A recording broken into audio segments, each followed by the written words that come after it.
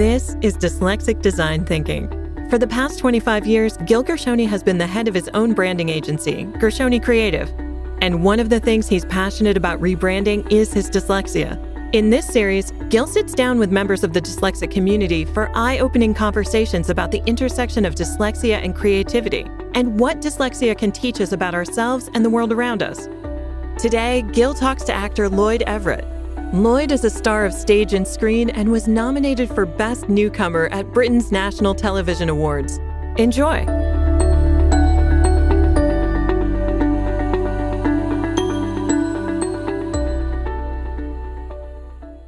Welcome, Lloyd. Thanks very much for having me. Oh, man, it's great to have you. I wanted to start today. What are the earliest memories of you watching somebody perform?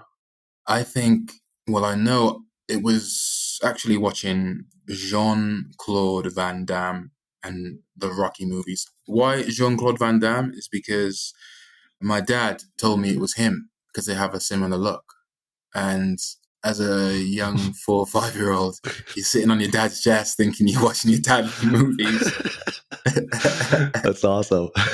So that was the first experience into sort of my connection to sort of art. And also, that really inspired me. And where I would sort of practice the fight moves. And I would I ended up being a black belt in Taekwondo. But that's where the seed was planted. Which is interesting because you don't think of Jean-Claude Van Damme as he's an action star. He's not your Daniel Day-Lewis's or your Marlon Brando's, who I totally admire for the acting aspect of it. But that was the first person. When was the moment that you knew you wanted to become an actor? It's a good question. I think I would always, looking back now on my life, and I have very strong memories from childhood, I would always reenact things, not knowing that I was acting. I was reenact a scene. I'd play both characters. And I think seriously, when I thought, no, this is what I'm going to do, is when I went to a school called Barry Boys. It was an all-boys comprehensive school. And it was there where I did a scene, an improvisation scene in drama. Now, we took this subject not seriously as a class and as myself, but it was somewhere where I just could express myself. So sometimes you're very naughty, sometimes you took it seriously, just whatever the energy of the classroom was would dictate how it went. But this one time I did a scene with this guy and we were improvising, and it turned into quite a chaotic argument. And all the class members didn't know if we were being serious or not. So then I knew I can do it. And then that was the seed where I was thinking, wow, I can do this as a job, as a career. And then it was just step by step, things that I was sort of moving towards and things that were just suddenly happening. I started to just know this is what I'm going to do. Mm-hmm. How old were you? I would say I was about, in that classroom, I must have been around 14, 15. Mm-hmm. But I would say drama class, as soon as I got to secondary school, so from the ages of 12, I would say, I was never involved in school productions or anything like that. I think I was just far too nervous, far too one of the lads, Mm-hmm. I was never going to be seen on stage for love nor money, Mm-hmm. purely based on fear and insecurity, really. But it was only when I was just sort of held an audience, I realized its power, as you were. You were the youngest actor to play Othello at the Shakespeare Globe Theatre. Yeah, I know. How did that come about, man? I just had this audition. Bill was the director. He was an amazing guy. Now, he's an actor that worked there for many, many, many years. He did 10, 15 years at the Globe. So I think when I was there, I remember auditioning, I was seeing all these older guys sort of before me. But I think I just so connected with the story and with Othello himself. And going from not being able to read well, Shakespeare was the thing that I would practice in drama schools in the summers. I would just read as much Shakespeare as I could.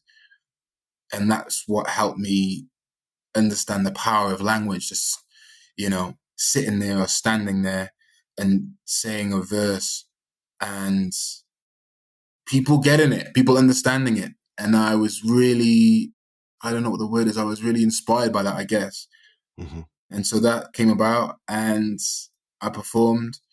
And performing at the Globe is like performing at like a gladiator's sort of arena, because you have these big, huge wooden doors and you hear the crowd outside because it's like daytime, you know what I mean? And it's like, it's a different type of nervous energy because you just like, and then boom, the doors open, you step out. Yeah, so that was a great experience for me and Mm-hmm. one that was full of growth as well. I'll definitely return to that role Yeah. at some point. Shakespeare and dyslexia doesn't feel like they are supposed to go in the same sentence. Mm. How did you make it work? What was the challenging that you face with the role, and how did you work through them? Biggest challenge was just learning all that dialogue. So I ended up drawing every single line, every word. And I wish I still had it. I don't know where it is, but there's a script around somewhere, whether it's in my mum's house or someone's house or somewhere in the attic, where there's the whole Shakespeare written out in picture form. And I guess that and repetition, like that really helped me understand the lines. And what's fascinating about Shakespeare is that like it's quite known that some of the words they just came up with. And it was just like the feeling that the word gave you, which is why they put it in there.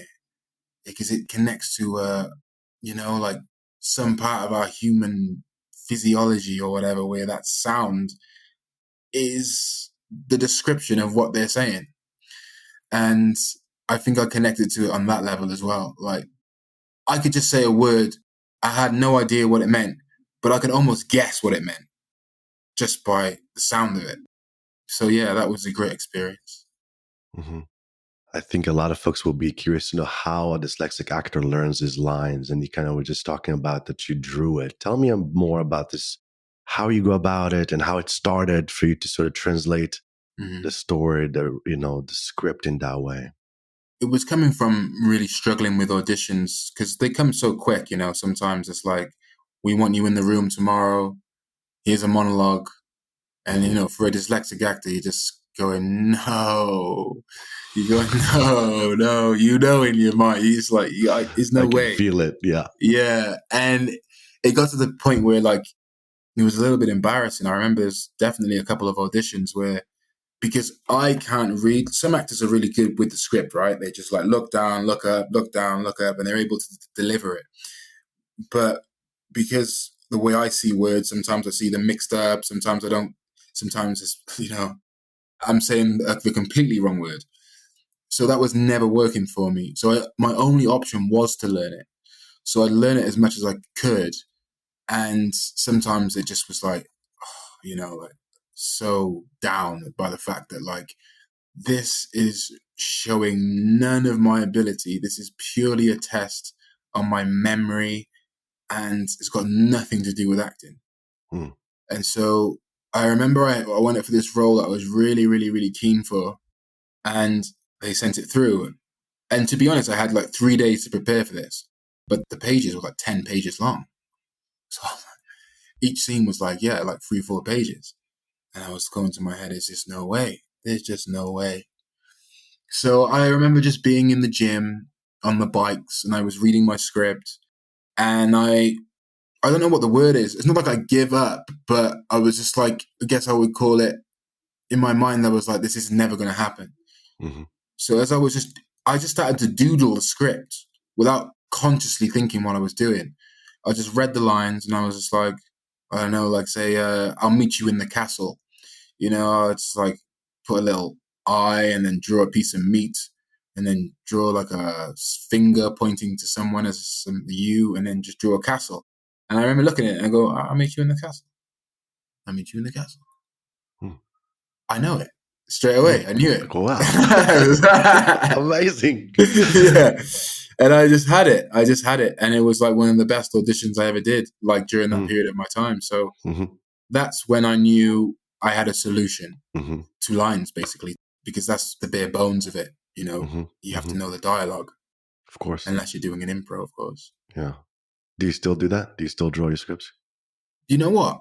I tend not to these days. My sort of developed in a different way. And I think that's because my brain just developed. I never feel an issue with lines anymore. So it's like, Mm, I just look at the script, and where the drawings were a kind of tool to remember the dialogue, now I'm not really trying to remember the dialogue. I'm just like, what is the character saying? What is he doing? Why is he saying this? What's going on? Who am I? Asking the questions that you need to know when you play a character.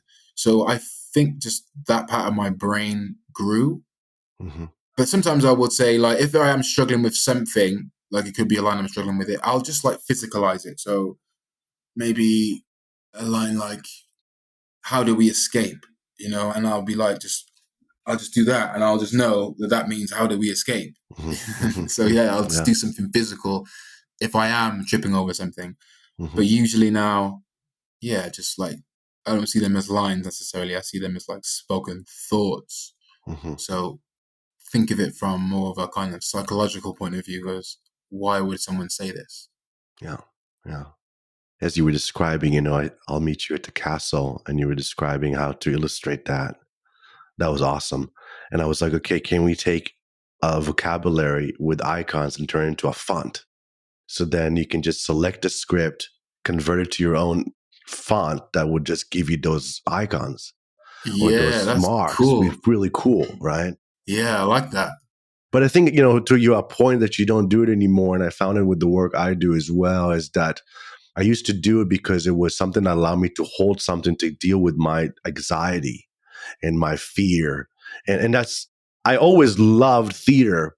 I never went toward it because I was terrified to read the lines and get on stage and be that scared failure, stupid 9, 10, 11, 12, 14-year old in school, So I figured, what, I'm staying away from that as far as I can, and then you build the trust, and you obviously, as you have successes and you feel, okay, I can relax, and then I can actually find other ways of doing it and whatnot. But Mm. I love that technique. I think that idea of like, yeah, having a font, like pictures, like for instance, I always remember my picture for need. Like, I need to talk to you. I need to see this. It would just be someone with some hands out, you know, Mm, as in like hmm. that's what they need something. And Yeah. yeah, that also would have saved a lot of time. But I think what the pleasure in doing the illustrations Hmm. is that it's going in subconsciously just as you're drawing it. Mm, You know what I mean? It's hmm. sort of like marinating in you. I think Hmm. that the font thing would work as well, but there is something about just doing the drawing, you know? Yeah. Yeah. Yeah. I can totally see that. And, I'm sure this was a bit ago before emojis and all that, right? That's kind of what emojis Yeah, are, right? So yeah, it's like yeah, you're kind of yeah. the original, the goat of emojis, man. So very cool. You were acclaimed for your role at the BBC One series, The Casualty. And Mm. our American listener might not be so familiar with this massive success in the UK. Talk a little bit about the experience and how you worked on that character. Yeah, that was my first. So it's probably worth mentioning that I did like 5 years of theatre. I knew all the actors that I'd loved had done theatre. And it was like, even the big movie stars like your De Niro's or your Al Pacinos, they did plays, and they'd always talked about that's where you really learn how to act. So I had that thought in my mind. So I was like, I just want to keep doing theatre. And then when I was like really ready to finish, then yeah, this role came up, Casualty. Again, it was given to me because of the theatre, because I'd done a play at the Bush Theatre called Perseverance Drive, Hmm. and it was like playing a preacher's son. But there was a BBC guy in the audience watching, and they just had this character. I mean, it's quite a funny story. They just had this character that they wanted to put in. So when I went for the audition, there was no one else there. So I had like the pressure was on me. I was like, how can I not get a role when no one else is really going for it?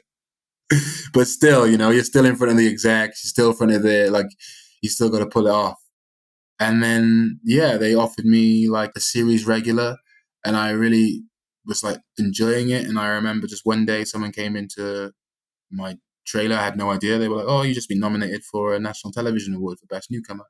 Wow. And then, I went from there. I really enjoyed like working with Michael, he was a paramedic, played a character called Ian. Like that was, because when you go to work with someone every day and you get on with the person and the synergy's right, it's just like playing in a great sports team of any sort where you just trust the players and every day you go there is a good time. Hmm. So yeah, I was nominated for that. And that was like and this is not to like sort of take away from this program, but I always saw it as this is a 9 to 5 acting job. This is quite rare, you know? So here's where you're going to try things. Here's where you're going to make mistakes. Here's where you're going to really practice your craft. Hmm. And for that, it was just amazing. Hmm. You always get another opportunity. You're always going to get another take. Yeah. So that's how I saw it. I saw it as like just practicing my craft. You also appeared in a TV adaptation of the DC comic book, The Sandman. Yeah. Comic books can be really helpful for people with dyslexia, by the way. Were you Oh, a fan of comic book when you were growing up?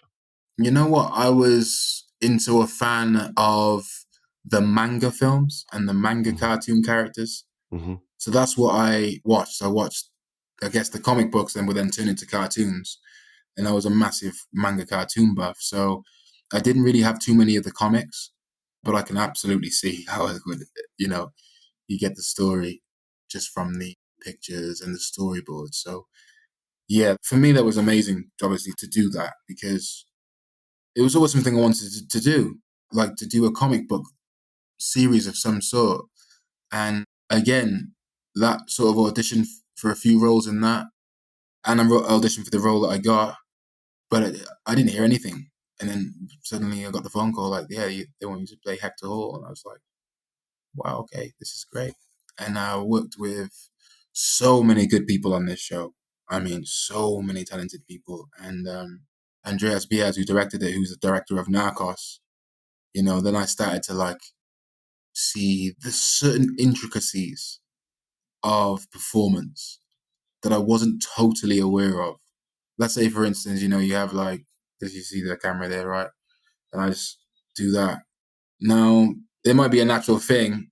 If you do that, he's like, hey, Lloyd, don't move anything here because you'll just disturb the shot.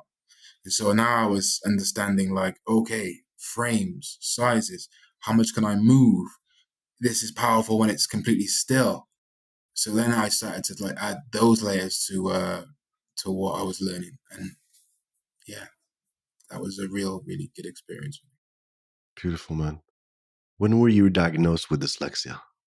Whilst I was in drama school, no one really picked it up in school, which is interesting because the signs were clear, but no one picked it up. But it was when I went to drama school, and a lovely woman called Marilyn LeConte.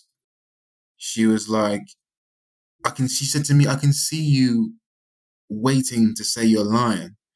And I was like, I'm not waiting to say my line. I'm just repeating it in my head because I keep forgetting it, which is not acting, of course. But she was like, you know what? I think you might be dyslexic. And she set up a meeting. We did the tests, and they were like, yeah, bona fide dyslexic. How did you get this far without even knowing about it? And yeah, they helped. They really helped. Back then, it was more with colors, like sectioning thoughts out with colors. So that really helped me. So just coloring the thought patterns, which is another important thing I think is maybe to mention, is like it's the thought patterns that we're trying to learn, not necessarily the words or the lines. Because if you think about how things are written, they've got a lot of commas in there, they've got a lot of full stops and hyphens and things like this, but we don't speak with punctuation usually, do we? Like I keep continuing what I'm saying now, and who knows when it could stop. Right. Do you see what I mean? So, but when it's written down, it's not written down like a thought necessarily. Hmm. Some person might say, well, the thought is the full stop. But in actuality, we don't stop sometimes when we speak. We just plow through. So that was really helpful during my time at drama school Hmm. to get that technique. What was your life before you were diagnosed? I think looking back, like maths was always challenging. Like I loved science, but I could never remember the chemistry sort of the little CO, I know the basics, but when we're talking about what is the symbol, whatever, for your zincs or for your magnesiums. So I think I just, like, out of pure pleasure of learning it, I did good in it. And I'd say things like English, my strong parts were my storytelling. So I never had the right punctuation. I never had good writing or sentences, but I was able to put my imagination down on the page.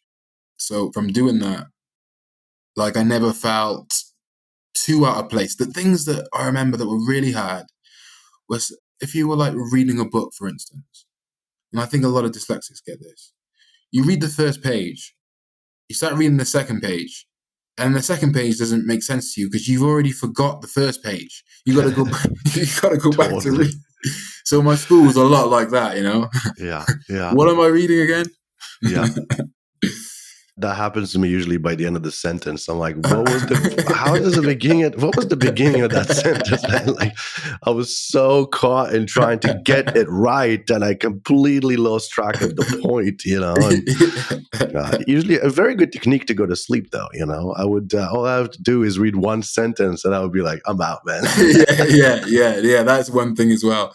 Definitely, I get tired. But I think it's definitely worth mentioning Game of Thrones. Because that's the first book I read from start to finish. It just had an impact on me. And I'm in my 20s here, Yeah. And that's the first book. And that's a big book. Mm-hmm. So I'm like, so it just goes to show, like, something's just got to spark the interest, the passion inside. Something's got to, like, give you the desire to keep reading, to keep wanting to find out. Then you won't forget, But when you're doing it for school purposes, to pass a test, it's difficult because you're not doing it because you're passionate about it. You're doing it because you want to look good at home. When you went to drama school and Marilyn sort of sensed that you had dyslexia, were there a lot of resources available for you at the time? Yeah, they actually gave me a very nice laptop, so that was very helpful. Mm-hmm. Yeah, and they gave me something that I could, like a microphone that I could speak into instead of write into, like I could speak my thoughts into it. That's cool. So that was really good. Yeah, I had no complaints about what the things I was getting, actually. Mm-hmm. It was just when you left drama school and got into the industry, you don't have the comfort blanket of drama school anymore. What I mean by that is, if you've got to learn something, they're going to give you time to learn it. Not when you're out there in the big bad world. You get given the time you're given. So that was in the next difficult transition. But we kind of sort of like touched on that around drawing the lines. But yeah, Royal Welsh College of Music and Drama is where I went, and Dave Bond was the head at the time, and he was great. He was great. Everybody loved him. He had time for everybody, and the school was great. There wasn't one way of learning something. I think that's why I really liked it. Whatever style suits you. Yeah, absolutely. I mean, a few things I know we've talked about over the time, you and I, about when you realize that dyslexia is a gift and you love doing what you do, and then you find ways to feed it. You want more ways to satisfy that mind and that approach. When did it click to you that dyslexia was a positive rather than negative? Was there a moment that you realized that? I think I just understood, like, I imagine things the way they're going to be. So if I was thinking of a scene, I feel like my imagination part of my mind is maybe quite amplified. I see outside the box slightly. I may see something written like this, and on first read, I'm like, yeah, okay, that reads fine. And then I'll just sit there and I'll think about something or let pictures come to my mind, and then I'll have different interpretations of it. And I think probably that is the sort of the gift of just like reading the script, putting some music on, lying back, and then just letting your mind show you. I don't know what it is. I don't know if you are doing it, like you are trying to imagine it, or if this is like a channel of some sort, where how involved are you? That's the mystery, I think, the mystery part of it, I think. But yeah, I'd say that was the super positive aspect of it, of just like, no, like your mind knows. It knows. I don't know how it knows, but it does. And then it just helps you trust, Yeah, I can completely relate to that. I don't know. It's the more you practice, often with the dyslexia, we practice how not to be dyslexics. Mm, Or the society, the structure, the reading, the writing, and then we have so much emotional trauma from trying to be average and not being seen. But the thing is, we get older, and I think you kind of talked about it so beautifully, is that when you start to practice and embrace your dyslexia, you actually start to have a relationship with it. And mm, the more you have with it, you can let go of some of that trauma and embrace it and let it flow.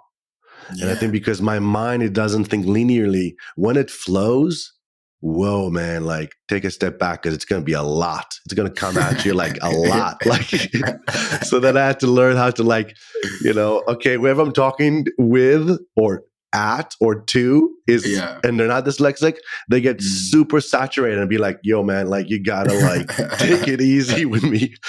Too much information all at the Yeah. same time. So I've learned to Yeah. kind of how to dance with it and Yeah. defeat it and say, okay, now I'm going to like really turn the volume. I'm going to turn it to like 5.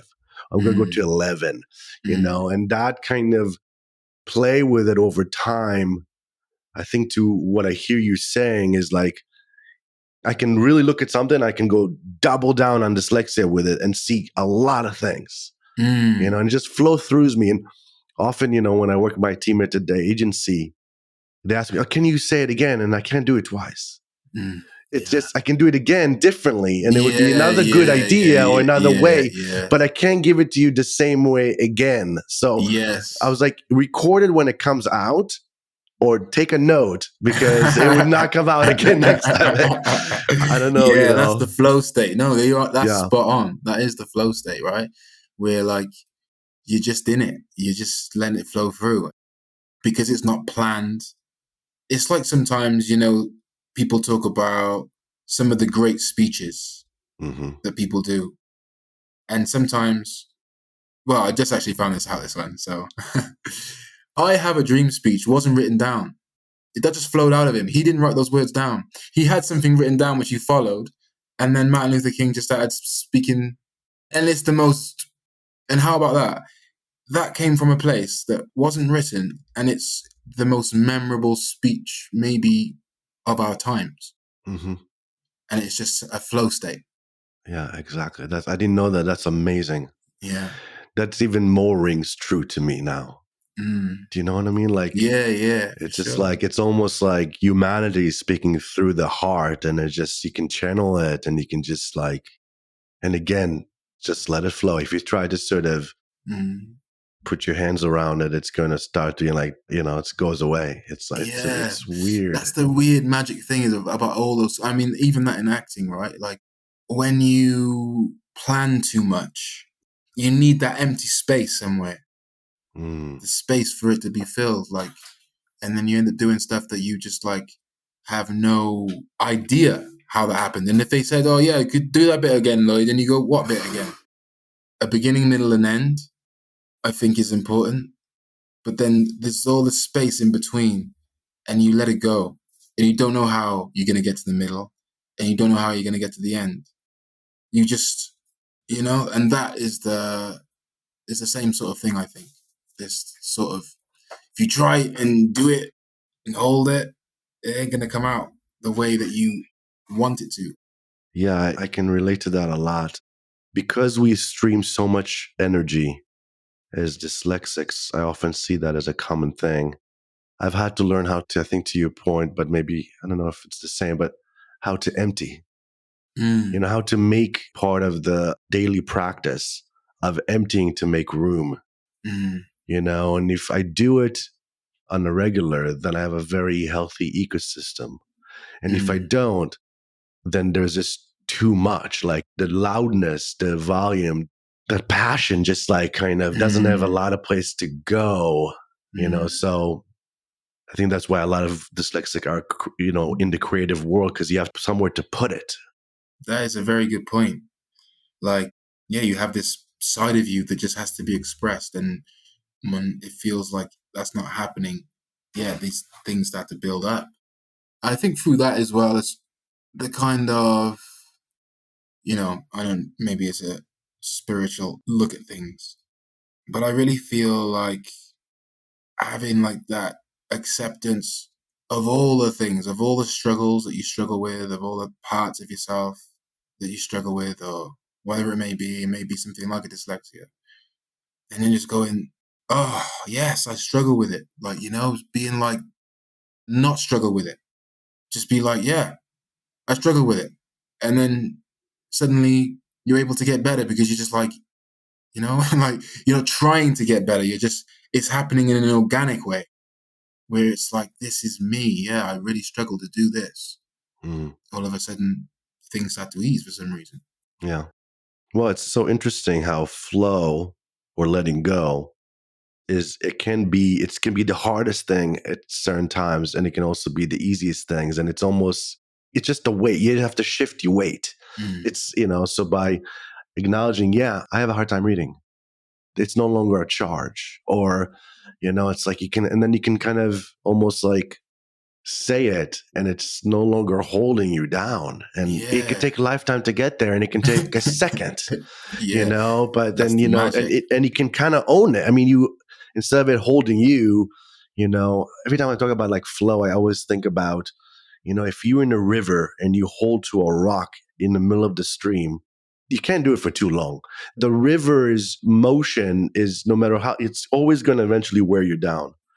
But if you let go of the rock and just let it take you, you will flow down river to places you never even imagined. And it's just that sort of surrendering, but it's not giving up. It's not being conscious or present or with intention. It's just, like you said, just relax, relax with it. Yeah, no, it's a great analogy. Really great. I really saw that. Maybe that is the dyslexia. You know what I mean? If you would have spoke to someone, did they see, like sometimes I don't know, like what just happened then, you just explained that story. I saw the whole image. Does everybody have that? Is more akin to sort of maybe a more dyslexic brain? I don't know. I don't have the scientific test in front of me, but I think there's something about it. Yeah, well, you chose a really big one, but I can definitely,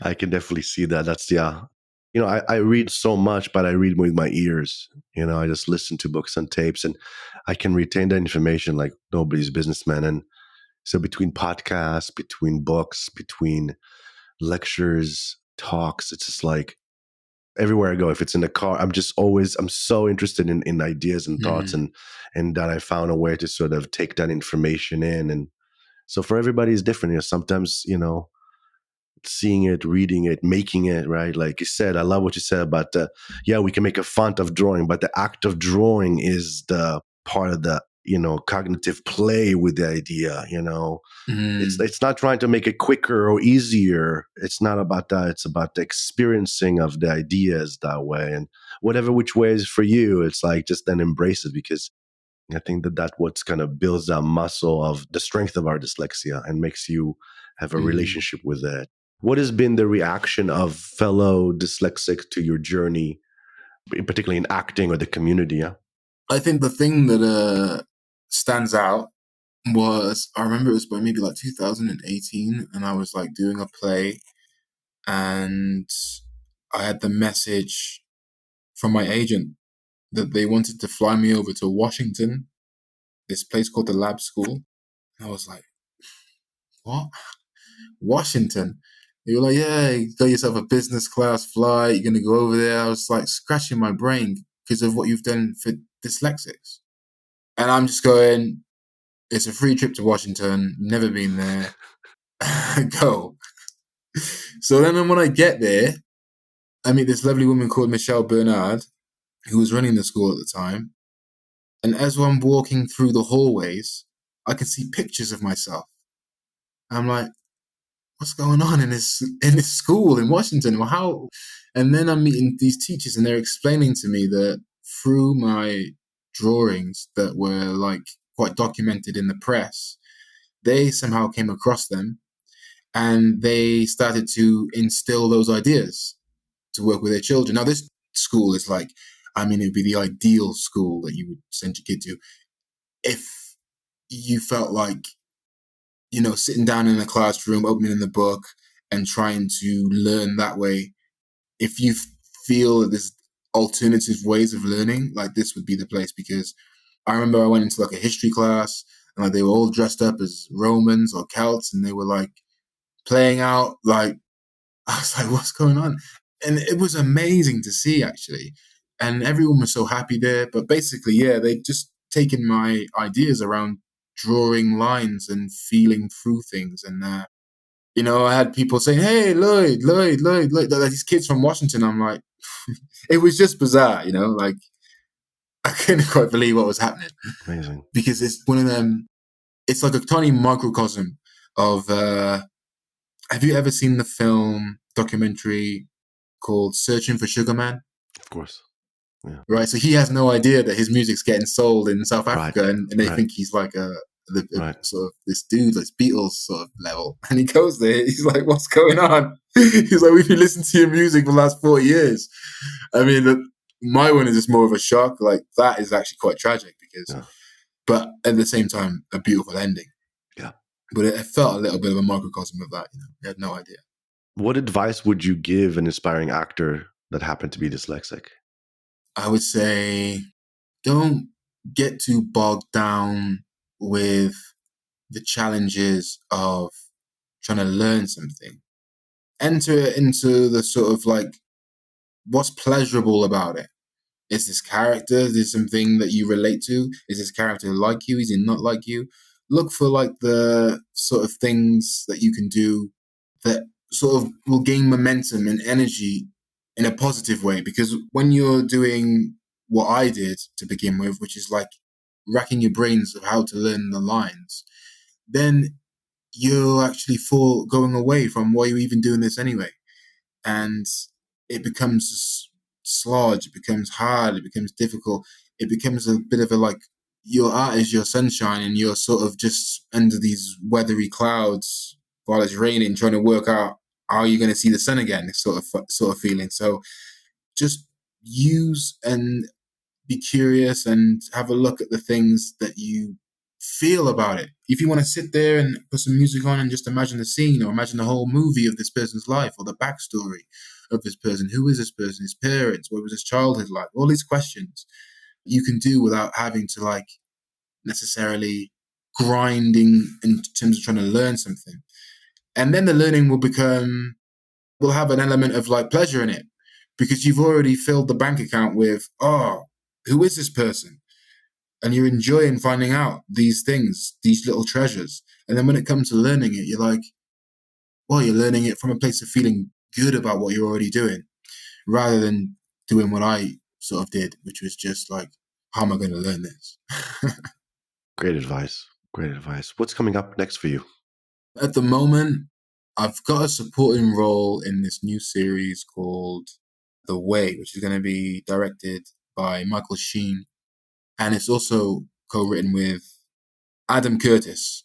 Adam Curtis, for me, is like the best documentary maker of our lifetime. For me, it's really hard to describe the type of documentaries that he makes. He makes them about the world and why they are like they are today, but he gives like complete factual information on who met who or what happened here.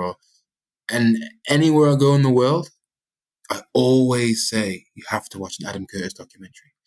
And then this audition came up. I was like, oh my God, I've got to be in this. I've got to be in this. And so I auditioned for it. And yeah, they just like phoned me up and said, we just have a role and we want you to be in it. So I'm going to be doing that.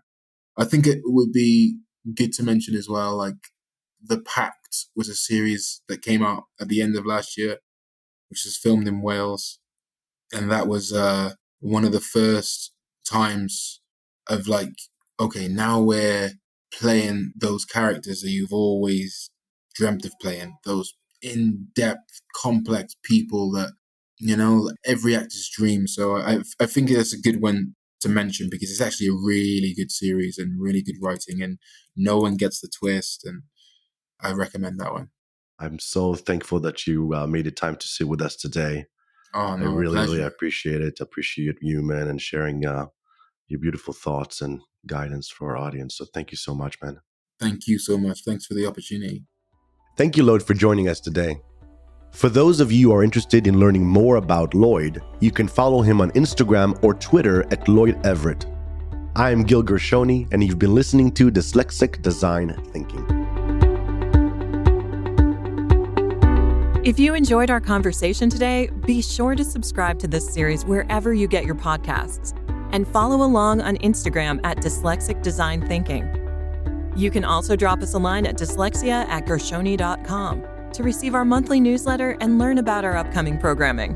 Dyslexic Design Thinking is produced by Gershoni Creative. Until next time, be well.